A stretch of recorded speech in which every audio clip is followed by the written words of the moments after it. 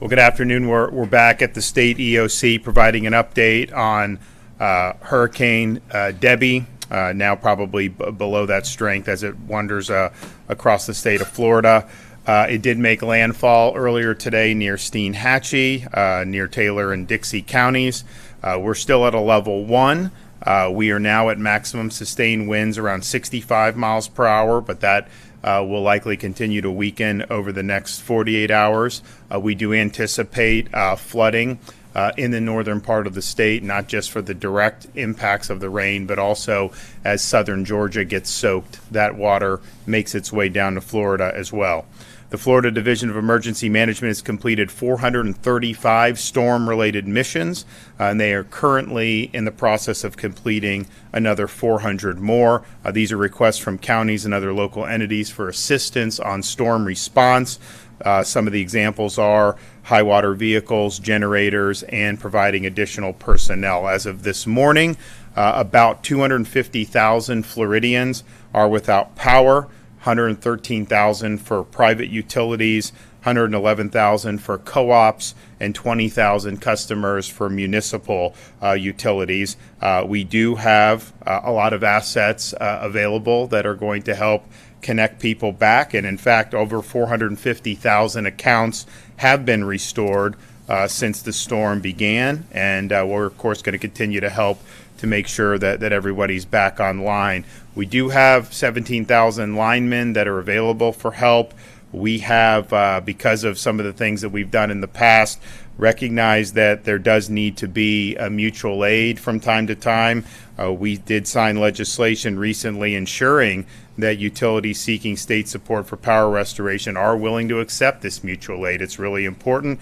We're ready to assist. We want to assist.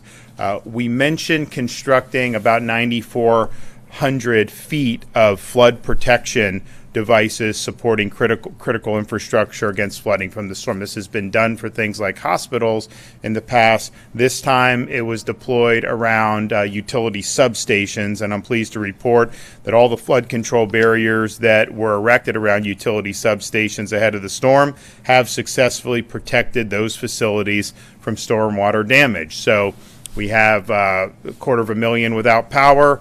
Probably would have had more if not for that. So I think that was successful deployment of resources. They also protected lift stations, bridges, residential areas, animal shelters, and healthcare facilities. We have both the National and State Guard on the ground conducting reconnaissance, damage assessments, and route clearance missions. Now, this did not bring the catastrophic hurricane force winds that we've seen in previous storms like Hurricane Ian, but it has and continues to produce lots of water. We have reported a total of 4 fatalities. Again, these are when you're in the traffic stuff, we count it. We had 2 fatalities from a traffic accident in Dixie County, 1 in Hillsborough, which was the big rig truck, and then we did have 1 fatality of a young girl who was killed when a tree fell onto the roof of the family's home in Levy County. So as of now, we have 4 confirmed fatalities since the storm has begun. Are we live, or are we? We're still live? Okay, good. So that's obviously very tragic.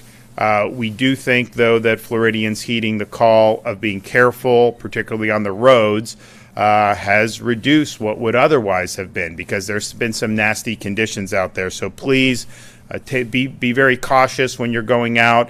We're going to continue to see some of these roadways that are going to have water, particularly in northern Florida, and that's going to happen. FDOT is working. As soon as it's safe to do, then they will open up different portions of roads. We want people to be able to get around, but we don't want to see these accidents or anyone be put in danger.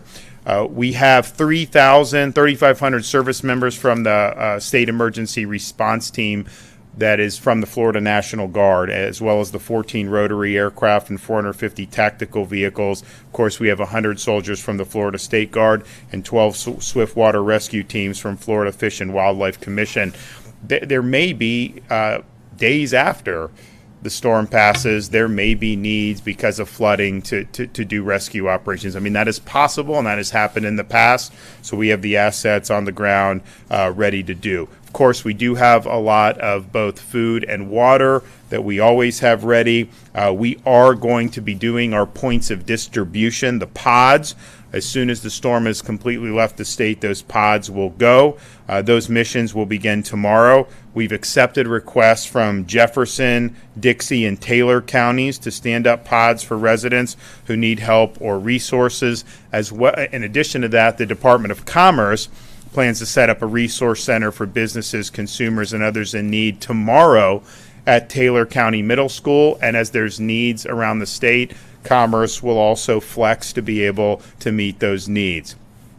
Thus far, 150 FDOT crews have assessed over 8,400 lane miles for damages. 69 bridge inspectors teams are in the field and have performed over 1,300 inspections. 125 FDOT crews are in the field and have performed cut and toss operations on close to 4,500 miles.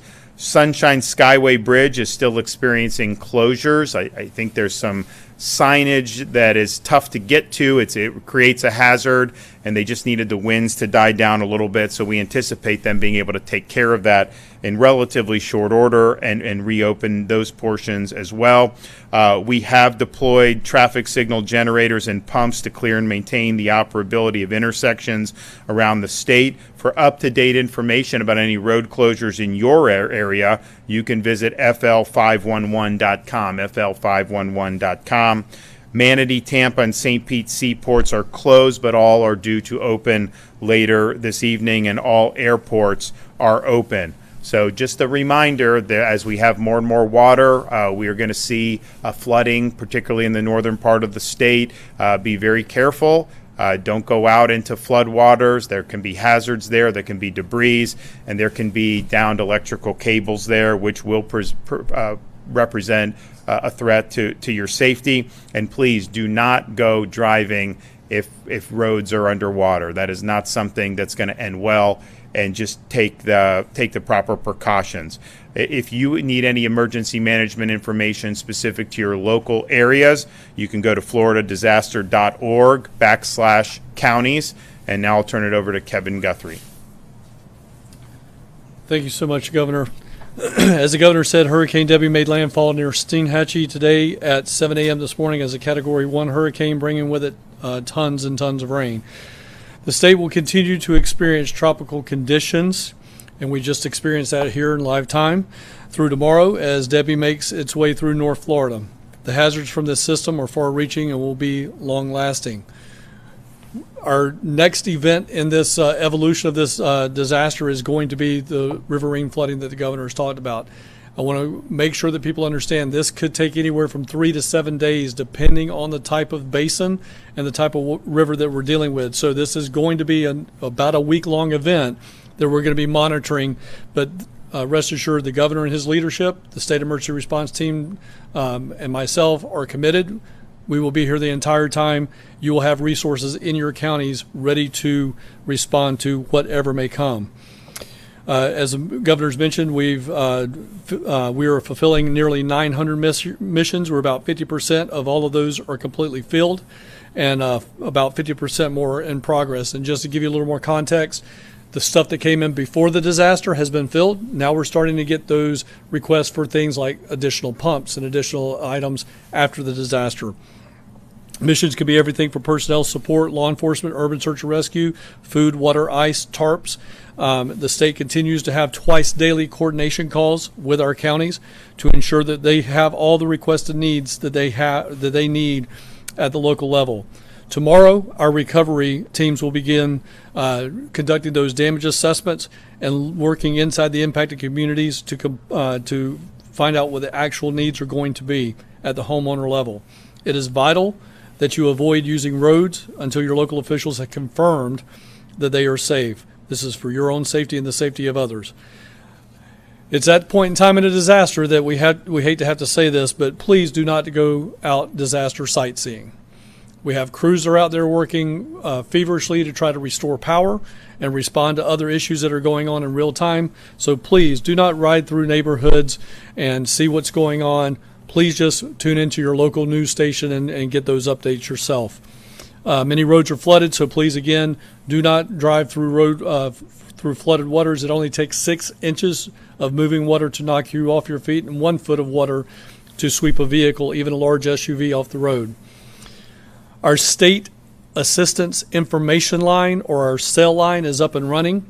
Residents needing resources after Hurricane Debby can call 1-800-342-3557, and we have English and Spanish speakers available to answer your questions right now. After a disaster, scammers often attempt to take advantage of survivors. I encourage everyone impacted by Debby to be vigilant and report any suspicious activity. Also report any price gouging to the Attorney General. Their price gouging hotline is 1-866-966-7226. In this same vein, I want to make sure that people are not falling victim to scammers when it comes to contractor licensing. The governor has declared a state of emergency, and therefore it is a third-degree felony to do any unlicensed contracting in an emergency.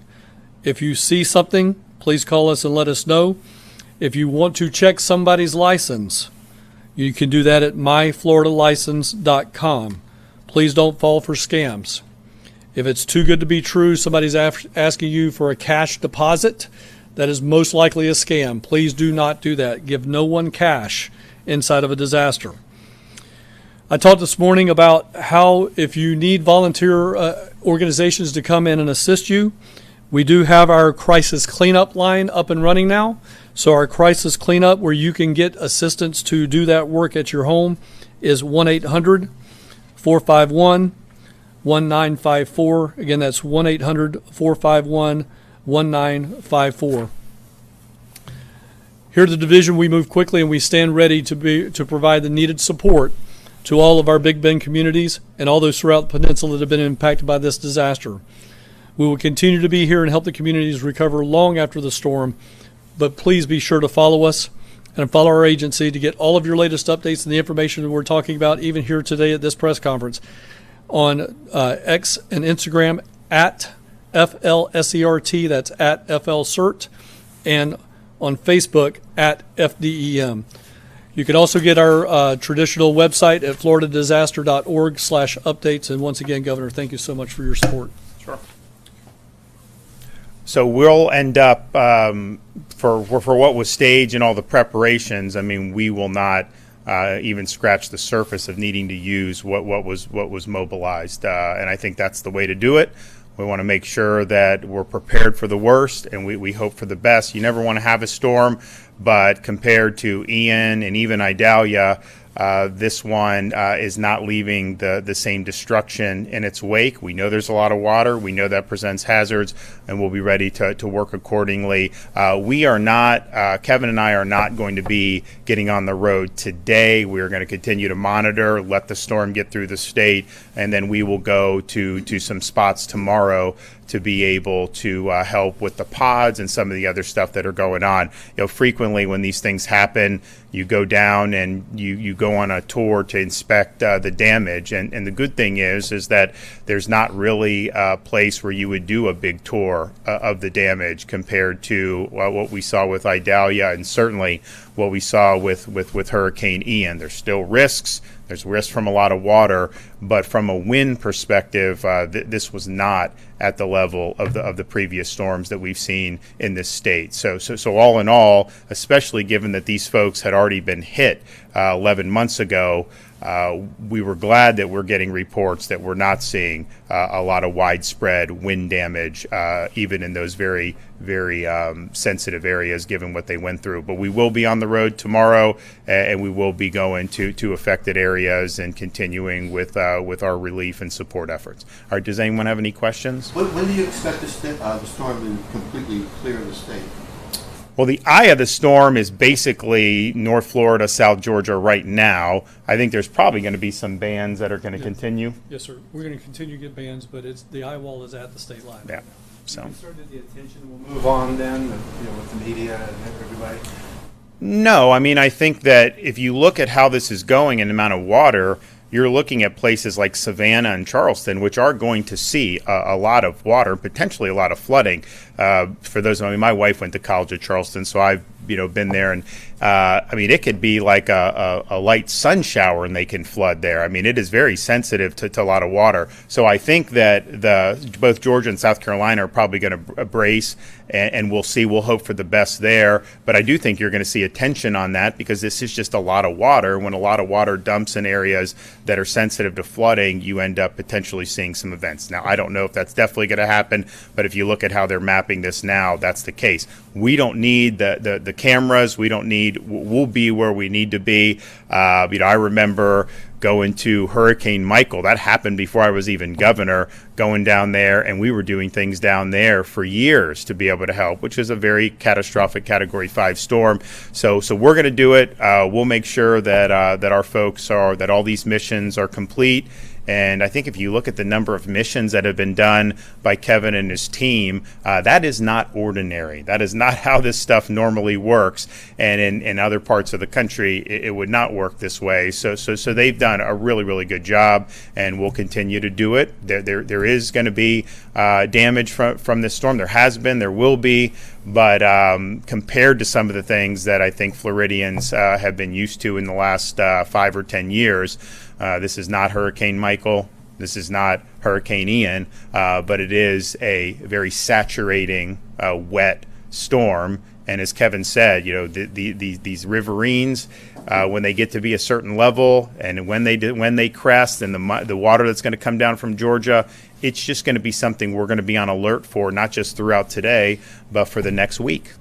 The Florida delegation in Congress is asking the president to amend his disaster declaration to include debris removal. I guess can you talk about how important that is and why it wasn't included in the original declaration? So in the governor's original declaration request that he signed and sent up to the White House, it was included. We requested what's referred to as Category A, or debris removal, and Category B, all items inside of what's referred to as emergency protective measures. The deck request that we got back as to what was approved was Category B, the emergency protective measures related only to evacuation and sheltering, and direct federal assistance. For some counties, only direct federal assistance for evacuation and sheltering provided only by the federal government in other counties. So they did not include any debris removal as being a part of that emergency declaration. We will go back. There's a way to do this a couple of different ways. Number one is the delegation has petitioned the White House to give us that and reconsider it. But what we will also do in parallel is we will go and do the damage assessments, and that's what we talked about today. We're going to go and start doing that in earnest tomorrow. And then when we get the necessary data that proves that we have met thresholds, then we can then ask for a major disaster declaration, which will include debris, all emergency protective measures, and then permanent work. Is this unusual? Because you guys do the pre-disaster declarations fairly often now. Yeah, we do a pre-disaster declaration for every hurricane that we have. I would say Cody, it's mixed. Obviously, the bigger the storm, the faster those things happen, and we get what we call in our world an auto declaration where we get everything up front.